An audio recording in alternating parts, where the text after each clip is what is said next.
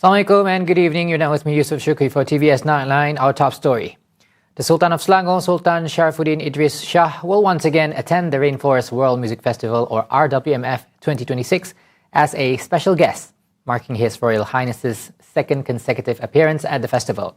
Deputy Minister of Tourism, Creative Industry and Performing Arts, Dato' Sebastian Ting, says the royal presence reflects RWMF's growing reputation as a world-class cultural tourism event. We are very honored again that this year His Royal Highness Sultan of Selangor will be coming over. And also police likely to come over. Yes, and we are indeed very honored, especially when this will be the second time when His Royal Highness Sultan of Selangor coming over to join us. 2024 when Kitaro was here, His Royal Highness was there for 2 days. He also shared that organizers are expecting more than 25,000 visitors for the 29th edition of the festival, based on strong attendance recorded in previous years. At the same time, RWMF 2026 is set to feature first-time performances from artists from Mongolia. Sarawak Tourism Board CEO Dr. Sharzad Datu Saleh Askos says the development makes this year's edition one of the most internationally diverse in the festival's history. Uzbek is our latest coming in this year, because we've signed an agreement with them and we want to showcase their performance. And we have, from West Malaysia to Sabah to Sarawak, performance is a must. Okay, because we want to showcase our Borneo.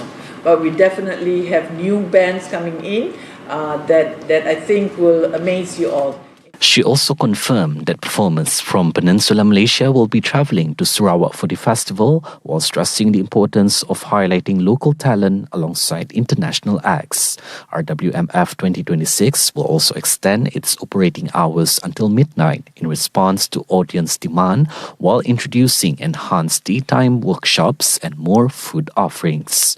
The festival will run daily from 10 a.m. until 12 midnight, a significant change compared to previous years when activities ended much earlier.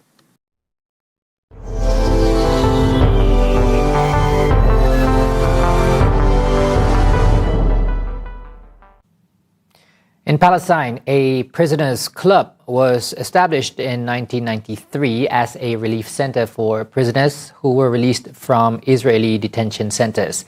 There, many recounted their horrifying experience of being tortured inhumanly by the Zionists. Tonight, we bring you a testimony by one of the victims who was constantly raped at the Sdei Teiman prison. He was tortured not only by the IDF soldiers, but by the trained dogs, which we reported last night. Courtesy of the New Arab Channel, the victim requested that any features revealing his identity be concealed to avoid filing a complaint about the mentioned assaults out of fear of being assaulted again.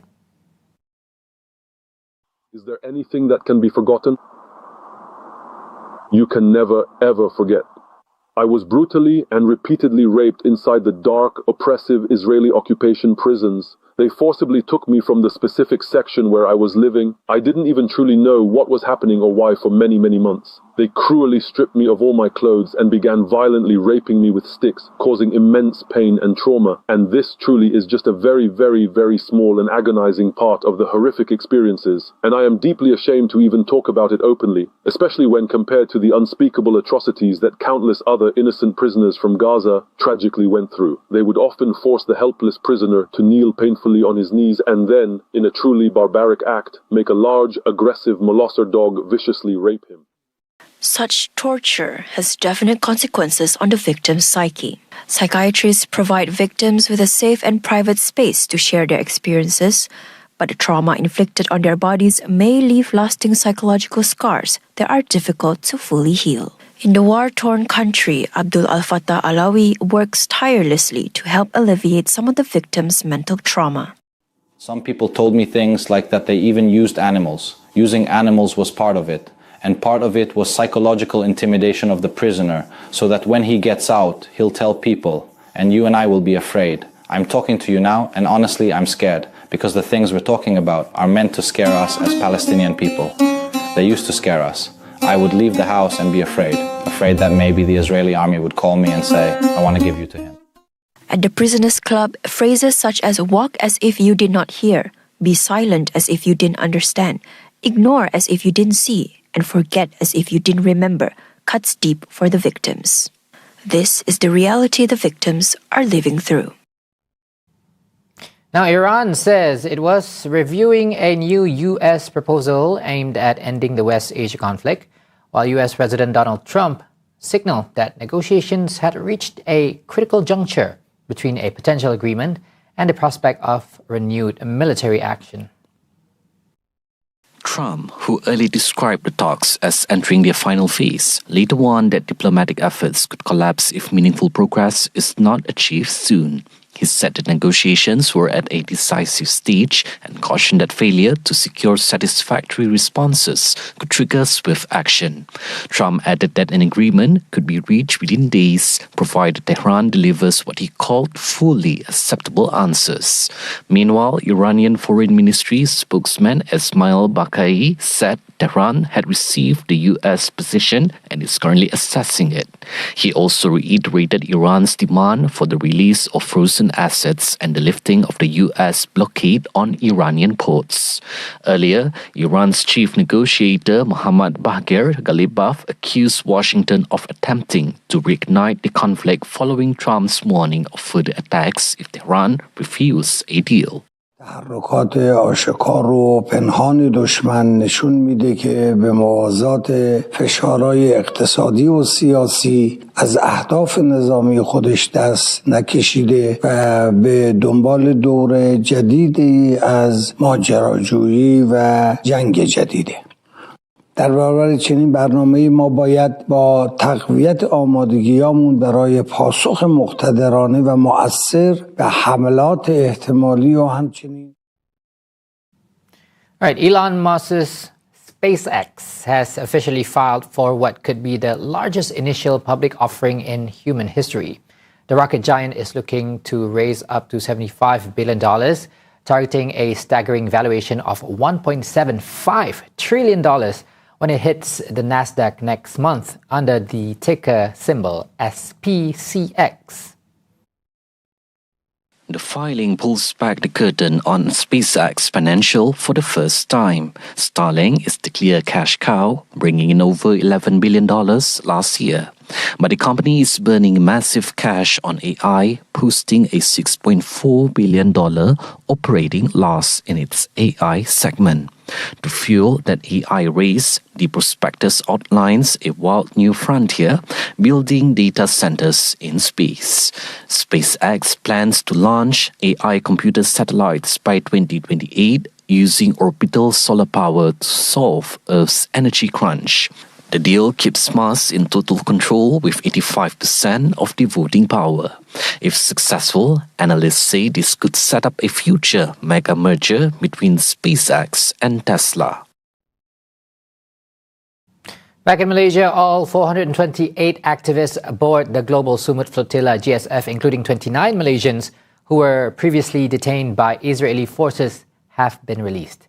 According to Sumut Nusantara Command Center SNCC Director General Dato Sani Arabi Abdul Alim Sani Arabi, the Malaysians who were a part of the global humanitarian mission are expected to return home by Sunday. Currently, all activists are headed to Ramon Airport and are expected to arrive in Istanbul via 3 special charter flights sponsored by the Turkish government. Ketiga-tiga penerbangan khas Turkish Airline tersebut dijangka berlepas dari Tanah Haram Israel sekitar jam 8 malam waktu Malaysia dan penerbangan ini dijangka tiba pada jam 10 malam waktu Malaysia dan akan disambut oleh Kedutaan Malaysia di Turki, Wisma Putra serta Kerajaan Turki bersama dengan wakil daripada kumpulan Sumut Nusantara di Istanbul. He says the Malaysian delegation will undergo a thorough medical examination at Turkey Hospital following reports that some activists had been beaten and sustained injuries. The Sarawak government has once again proved its capabilities with the completion of Batang Lupar Bridge 1, costing over 848 million ringgit, fully funded by the state itself. Deputy Premier of Sarawak, Dato' Amar Douglas Ugamba, says the bridge, longest in Malaysia, reflects the leadership capability of Sarawak Premier Dato' Patinggi Tan Sri Abang Johari Tunopeng in delivering large-scale developments to the state.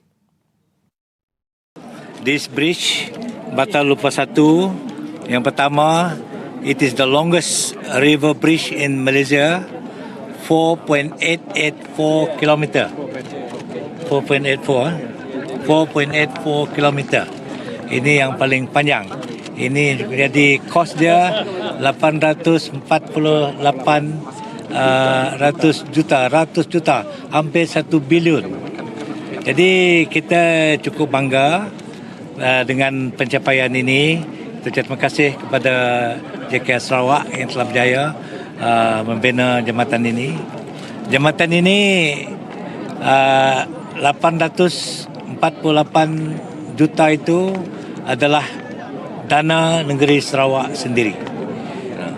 Ini kita mampu mencari dana kerana yang berhormat kita.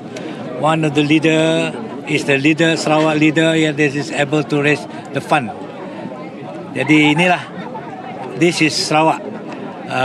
With our own fund, kita dapat membina 21 jambatan. Uga adds that the 4.884-kilometre bridge is the symbol of the promise kept by the Gabungan Party Sarawak government to the people. Inilah semangat TVS. Kita janji, kita buat, kita tunai. We make sure that our promise become reality. And you can see satu persatu jalan siap, satu persatu jambatan siap, satu persatu bekalan air siap, satu persatu bekalan elektrik kita siap. Maka ianya akan mengubah corak pembangunan di negeri Sarawak.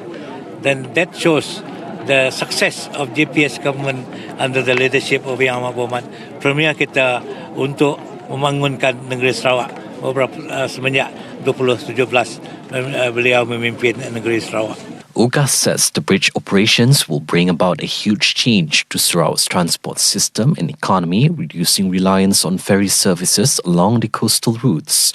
Previously, passengers had to wait 30 to 40 minutes to cross using ferries, but now the journey will only take about 5 minutes. A consultant forensic psychiatrist reveals sensitive new details in the coroner's court regarding the death of 13-year-old student Zara Khairina Mahathir. Testifying on the victim's internal mental state, the expert discloses that the primary catalyst was not family conflict, but rather severe mental stress sustained in the hours leading to the incident.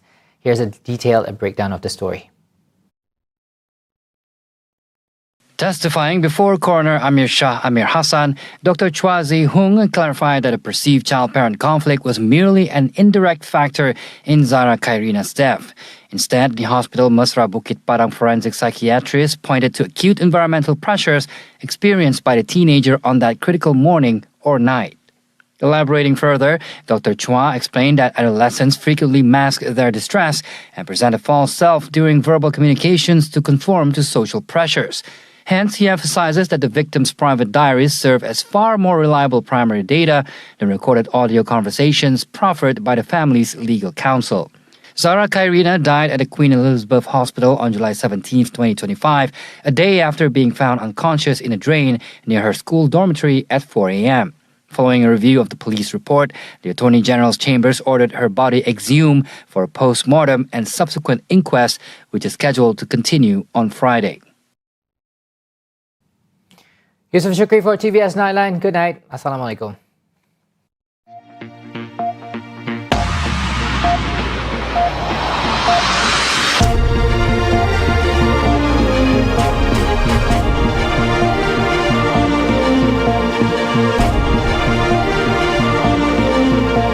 Thank you.